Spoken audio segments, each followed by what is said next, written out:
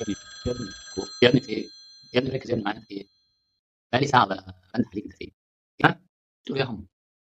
ها؟ تقول إيه يا هم؟ اه معلش حقك عليا. ايه ده؟ ايه ده؟ هو السيجاره مفتوحة ولا ايه؟ ها؟ السيجاره مفتوحة ولا ايه اصلا؟ يعني بتقول إيه يا هم؟ معلش صح حقك عليا كنت بس بتابع حاجة مهمة يا عم الله يسهل لك. حاجة مهمة. بقالك اسبوع يا عم. بقالك اسبوع يا اسطى في التليفون ده. ايه؟ ايه الحكاية؟ عامل زي حتة من وشك كده ملحوم على وشك، ايه الحكاية؟ يا ابني قول لنا الحكاية، هو التليفون ده بقى ملحوم على وشك كده، بقى ملحوم في ودنك كده، بيلحمه اكسجين ولا ايه النظام؟ ايه الحكاية؟ معلش يعني، أصل دي خطيبتي كانت بتطمن عليا بس، كانت بتطمن عليا. يا حبيبي تطمني، احنا لسه كنا معانا امبارح في المشوار، وبعد ما رحنا 5 دقايق رن رن رن رن ولغيته يجي 3 ساعات الكلام ده. يا ابني يا ابني يا حبيبي، يا ابني يا هاني، يعني هو في ايه يتقال 24 ساعة؟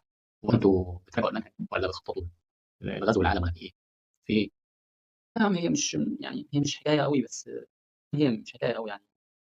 آه، الواحد بيحب يعني يطمن، الناس بتطمن عليها يعني، عارف ايه النهارده شربت ايه، صحيت امتى، آه، بس كده، حاجات من يا راجل، هو ده اللي عامل فيك كده، هو ده اللي، لا حول ولا قوة، هو ده اللي عامل الضغط العالي ده كله، هو اللي على التليفون ده، ده البطارية يا راجل يعني بتعيش ساعتين، بتعيش ساعتين، انت شاري محطة كهرباء يعني، شاري محطة كهرباء معاك في جيبك، ده انا بصراحة يعني خايف عليك، خد كده هتتخبط كده في عمود نور ولا حاجة وانت ماشي، مش مركز خالص في التليفون، مش مركز غير في التليفون، عليك يا راجل هتتخبط في عمود نور، بدل ما انت باصص قدامك باصص في التليفون، خلي بالك من نفسك هتتخبط كده في عمود نور ولا حاجة.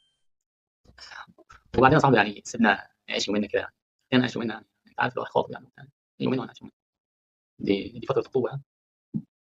غير التليفون ده هو اللي وصلني بيها يعني. من غير التليفون الواحد ما يعرفش يتواصل مع الكلام كله. وبعدين يعني، يعني انت عارف التليفون لو فصلت التليفون ده دقيقه، لو فصلت دقيقه كده، لو فصلت كده دقيقه مثلا او عملت له كده مثلا الاقي في رساله، فممكن تبعت لي رساله كده انت فين. فانا بحاول يعني ايه، زي ما تقول احاول ان انا احط التليفون على دماغي وفاتحه، علشان ما ايه ما تزنش بقى، أنت فاهم، ابقى مريح دماغي ومريح ايه كل حاجه، مريح وجع الدماغ ده يعني من الآخر يعني. يا اسطى لو سمحت لو سمحت يا اسطى هات له كوبايه قهوه كوبايه شاي كده، خلاص راح من كوبايه شاي كده تقيله ولا حاجه عشان يفوق الراجل، بقى مدمن تليفون، بقى مدمن تليفون، مدمن واتساب. يعني اسمع مني كده يا صاحبي، بص الخطوبه دي مرحله انتقاليه عشان تبقى بس فاهم، مش مرحله تليفونيه، سيب التليفون شويه وافرد ظهرك كده، والبيت والله والله والله البيت ما هتطير، مش هتطير والله. وبعد الجواز يا سيدي ان شاء الله يعني بص هتزهقوا من وش بعض، وتتمنى وعارف وهتتمنوا التليفون ده، تتمنوا التليفون ده يرن عشان حد يعني يسلككم من بعض او حاجه، عشان حد يسكتكم من الخناقات اللي هتبقى معاك. يا عم فعل الله ولا فعلا، بس تصدق الإنجيل. اه ايه ده هي،